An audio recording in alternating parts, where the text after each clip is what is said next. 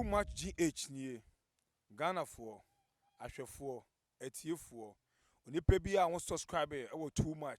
GH no subscribe wo na ehintasem ensem a ebuafa oman Ghana so na ye de bremu one god nie the only one god in GH eho na de bia mehwe abrochefo ene Ghana for mo wiasa fa na ina me recommend emamo too much GH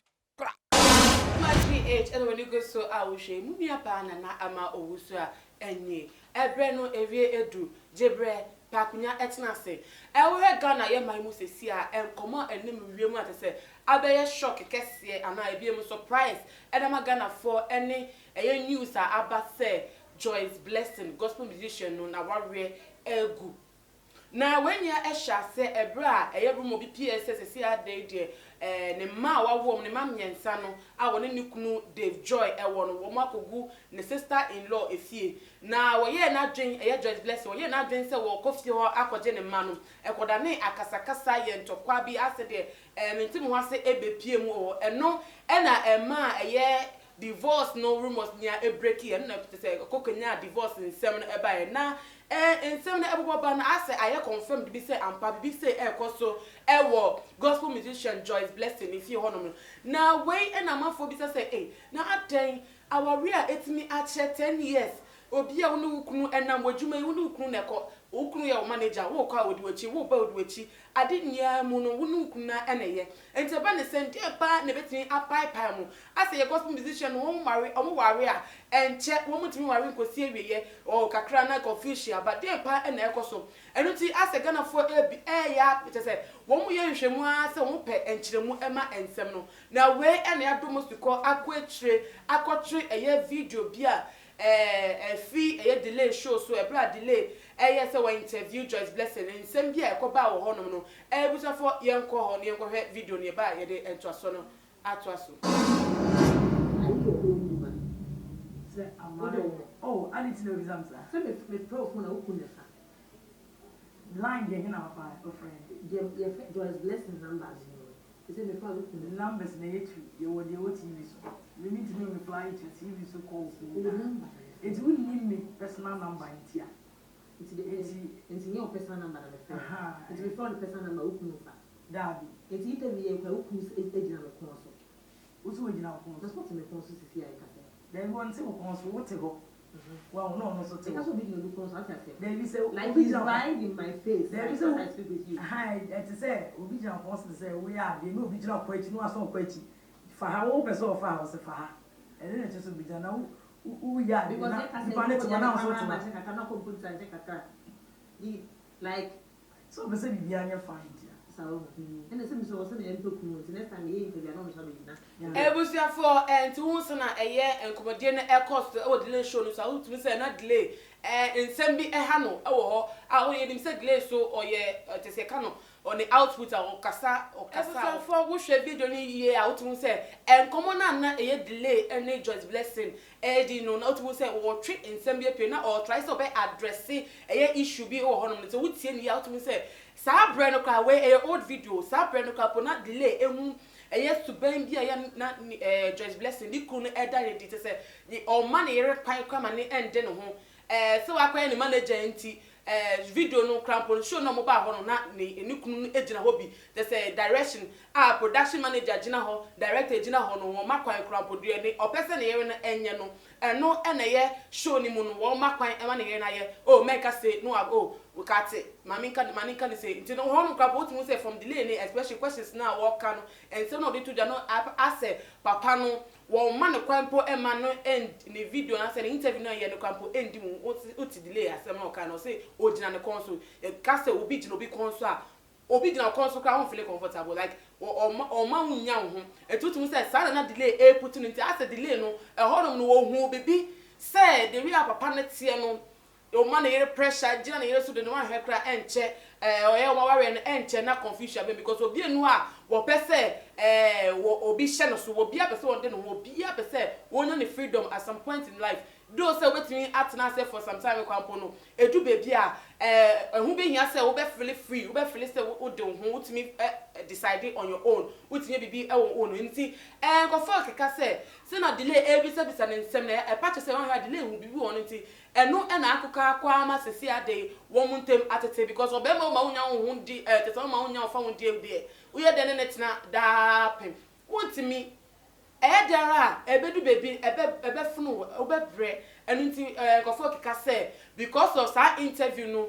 delay eyodi for hu bibi wo ho no nti no pa emu enti na ye omaware no egu wo hwe se na nkomo no ko ha otu say afei de o metimi agina so aka say Joyce Blessing wa brand kunu ene ne nhye so a ode hye ne so ewo tese ne djuma wo ye mpo emu ene tese ne private life no em say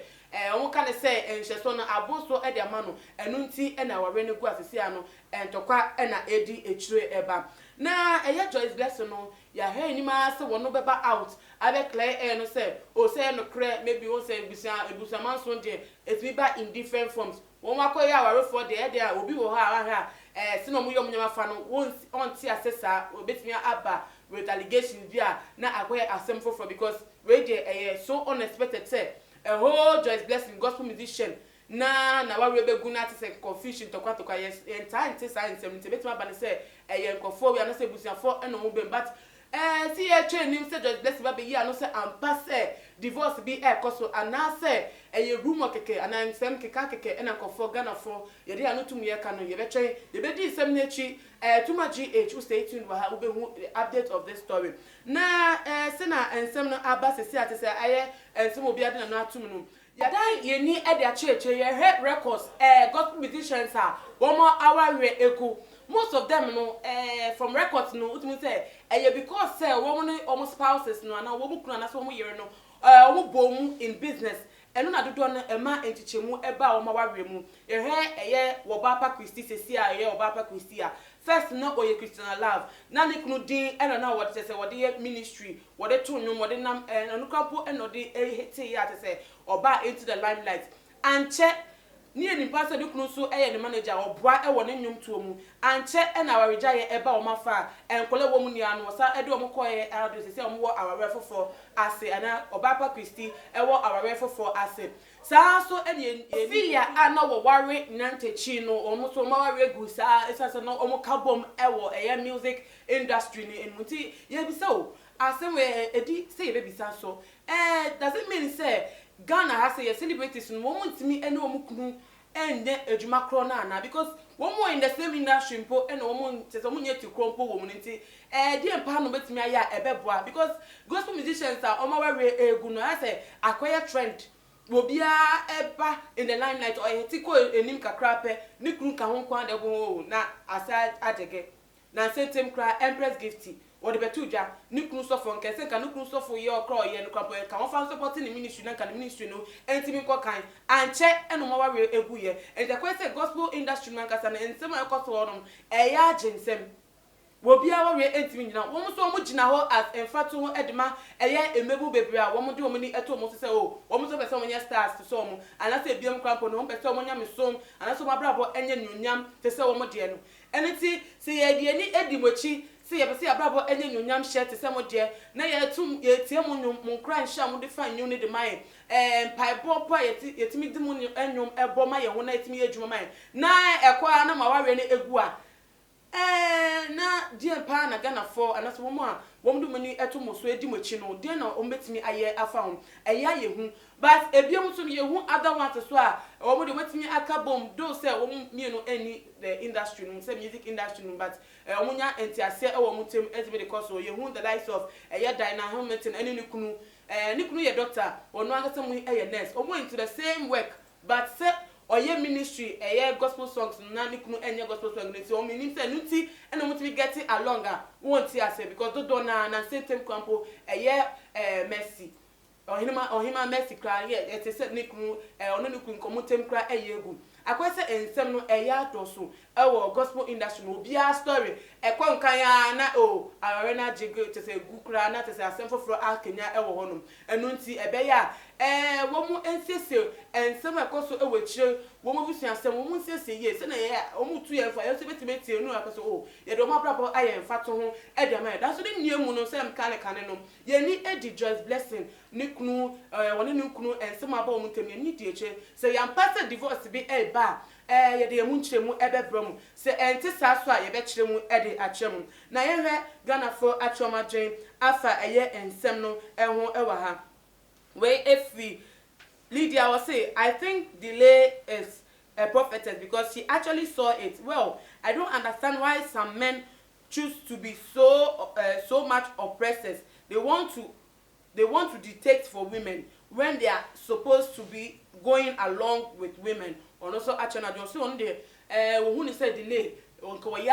oyayi odifo na ne sai say otumu say onyani adi hu say bibi say betimi esi na wonti ase de ntia emema ebu wa ha obema wa oba obese so won hye so de okabia no oba ne enye otumi gina so de wo kokra ade odi wachi ofa ha na odnam ha de say won mo ema no e kire mo dodo ade no so aware no yenka se nka obema ma were enwo kire no yese munya enka bom na mutumi nya munya kro na mutumi nya ade nia embom eteba ne sen ene obema hye ne yere so e ka ne yere hyama te se ne yere kra onya ne humpo no we de ni juma we so e de a wode aba efi Olivia was say I don't want to believe what I am hearing. Joyce Blessing is such an inspiration in the gospel industry. She has done so well, and together with her husband, with all the beats he has produced and the support behind, they just had a baby recently. It can't be possible that they want to divorce. Or also, actually, I don't say, and some people band the say Ghana had the Kasapa Ghana. Kakasa kofo mu kasa pa wo wiasa fani a ye yi Ghana seconder e betimi ada first 5 nim because kasa de yenim kapa na ondo hu ni say sem kekakeke wontimi engine di say Joyce Blessing a wato nyum amate se de bia da ni kuruma ni beat or na be bia otimi kanfo ni kunu de na se si a ba beto ja say oni ni kunu ntematete ogidi a enye yie we de sa me fa efi Selma wono so e de o de abose no man born by a woman will make me feel uncomfortable in our own marriage. Well, it is an understanding. The institution itself means understanding. If I don't say yes to you, we cannot come together in marriage. So you have to always give me that opportunity to voice out my own feelings. And if you can't understand me, then we shouldn't be together. And also, say, hey, our real institution, cool, daho. Elinti say ebe ba class akra agi wo bi anyantiase wo kan no we atiase ye nyantiase wo ni ebuma ne ye ko na eba ne say na ye nyantiase we na afede ba ko pete won fa de bia embo no boso bibia mu engira ne ho so no da bi esa na enye ye da because ye nkabom ene de ye aware elinti entimi ba say nipa ba ko ebe fa bibia esi ne so esa me fa Isaac dia so e de twato Isaac so dia wo dia ba wo say these women proclaiming to be gospel ministers are all slave queens, and they just can't stick to their men when they become popular and famous. They all want to taste the fleshly things of life. Also, Edia or the Atu John, who say a gospel musician a man. One de mu slave queens enya nyame nyum bi alasa nyame esubi na wo mu amode bo mo bra wo bia ye slave queen wo bia adwen ekra no wo bia ye na adwen to on de wo be testi bi enu ti se ba no se ni kunu ye bi crap na ene ne mfa kwan wo be dog ne sesi anu afa kwan afa be bi crap e de agene no mo de mo pe eye material things nyama eye ni so ade fefefe no mo pe bi pa antina wo ma wawe entimi engina ni emu no se mechanic no ye ni de edin same way echi pa ehun ye pa se be hu de ekoso e wo ye nwa ba Joyce Blessing na brabo mu na so na mechanic no hye so biem se wo be subscribe na biem so emia red button so e say ye be update story we into update here when mia button so betimi enya notification e wo phone so ebiem so no share video we e de ma wo bibia wadofo no mo busuafo no mo so ehu de ekoso medin e de na ama owusu a obetimi afollow too much gh e wo Instagram